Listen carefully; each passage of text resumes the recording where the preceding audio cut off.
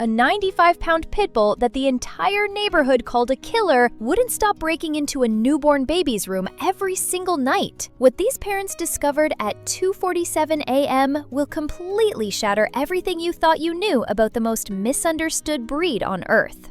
This is Tank, and this is the night he proved that sometimes the most feared dogs have the biggest hearts. 6 months ago, David Rodriguez found this scarred pit bull mix tied to a dumpster behind a gas station in South Phoenix. No collar, no tags, fresh bite marks across his face, one eye swollen shut from infection. The rope had burned into his neck so deep that hair would never grow there again. David's wife Maria said it before he even walked through the door with the dog. "I already know what you're thinking." Absolutely not. "We just brought Emma home from the hospital 3 days ago, David. That dog is a liability." But David couldn't forget those eyes. Behind all that pain, all those scars, all that betrayal the world had carved into him, there was something else. Something that looked like hope, trying not to die. Tank came home that Saturday with crystal clear boundaries. "He stays in the garage," Maria insisted, setting up a baby monitor like a security system. "Emma's nursery is strictly forbidden. I don't care how gentle he seems with you, that breed has the strongest bite force of any dog. One mistake and she didn't need to finish. She didn't want to." And if you're still watching but haven't hit that subscribe button yet, that honestly breaks my heart. Because what you're about to witness is exactly why this channel exists. To show you the stories that prove love has no breed, no past, no scars too deep to heal. Tank's story will change you, but only if you stay until the end. So please, do me this one favor. Hit subscribe right now, because stories like this deserve to be seen by everyone who's ever doubted a rescue dog, everyone who's ever judged by appearance, everyone who believes in second chances. Don't let this moment pass you by. Any new mother would feel the same as Maria, right? A 95-pound pit bull with a fighting past and a 3-day-old baby under the same roof. That's not paranoia. That's survival instinct. Except Tank had already decided who he belonged to, and nothing, not doors, not rules, not fear would keep him from her. The first sign appeared within 24 hours.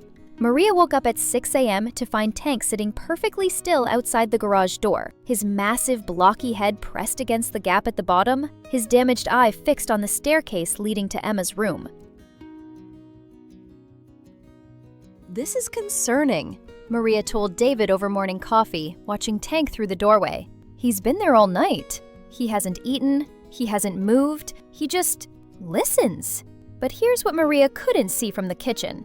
Every time Emma made the smallest sound, a whimper, a cry, even the rustle of her blanket, Tank's entire scarred body would respond. His cropped ears would push forward, his eyes would laser focus toward those stairs, and his powerful legs would tense like every instinct was screaming at him to run to her. Week 2 brought the impossible test. Emma developed colic, endless crying, zero sleep, constant midnight walks. Maria and David took shifts at midnight, 2 a.m., 4 a.m., pacing the halls with their screaming infant while Tank watched from his corner in the garage, separated by a closed door and fear. One Thursday night at 2:33 a.m., Maria completely broke down in the rocking chair. Emma had finally quieted in her trembling arms. "I can't do this anymore," she sobbed, exhaustion pouring out. "I'm so tired I can barely see straight." David gently took Emma back to her crib. In his sleep-deprived fog, he made one crucial mistake. He left Emma's door open. Just 3 inches. Just enough. Tank's head snapped up the instant David's footsteps disappeared. His dark eyes locked onto those stairs. For 20 agonizing minutes, he sat frozen. Every fiber in his rescued soul pulling him toward that baby he'd been hearing cry for weeks. But he'd learned through suffering to follow commands. Good dogs obey. Good dogs don't lose people's trust. But what if obeying was wrong? At 2:47 a.m., Tank made his decision. He stood slowly, his 95 pounds moving with impossible silence for something so powerful. He nosed the garage door open. David had forgotten to latch it completely. Each step up those carpeted stairs felt like crossing into forbidden territory. But something more powerful than rules was pulling him forward, something primal that understood protection before humans ever gave it a name. He pushed Emma's door wider with his scarred muzzle. The room glowed softly from a moon-shaped nightlight. Emma slept peacefully, her tiny chest rising and falling, her small fingers curled near her cheek.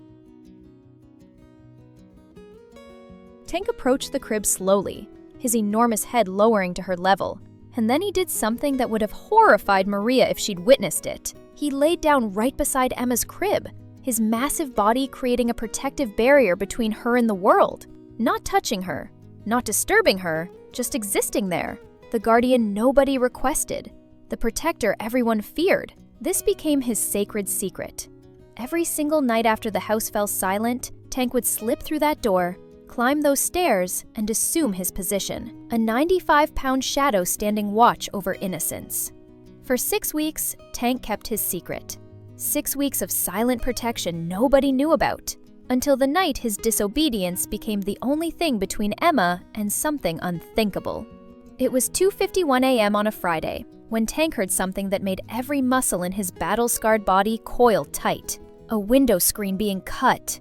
Slowly, carefully, someone was breaking into Emma's room. Tank's lips pulled back gradually, exposing teeth built for survival, but he didn't bark.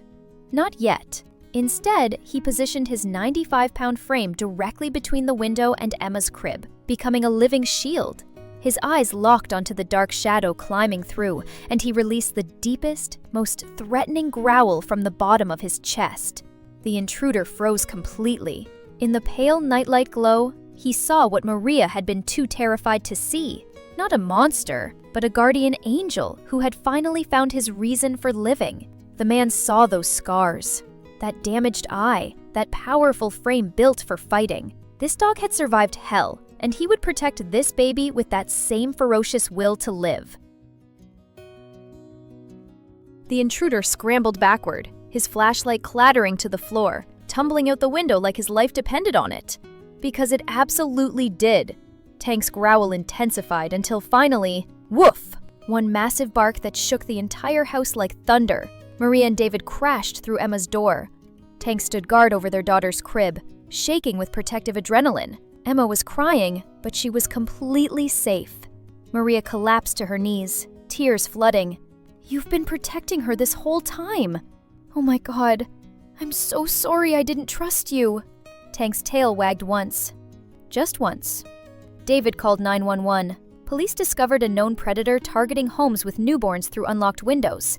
That morning, they moved Tank's bed into Emma's room, where it always belonged. 7 months later, when Emma took her first wobbly steps, she walked straight into Tank's waiting paws. No doors between them. No fear, just pure, unconditional love between a baby girl and her 95-pound guardian angel with a broken past and a perfect heart. Because sometimes, the most damaged souls just need someone brave enough to give them a chance. So here's the real question. What truly defines a dangerous dog? The way they look or the size of their heart?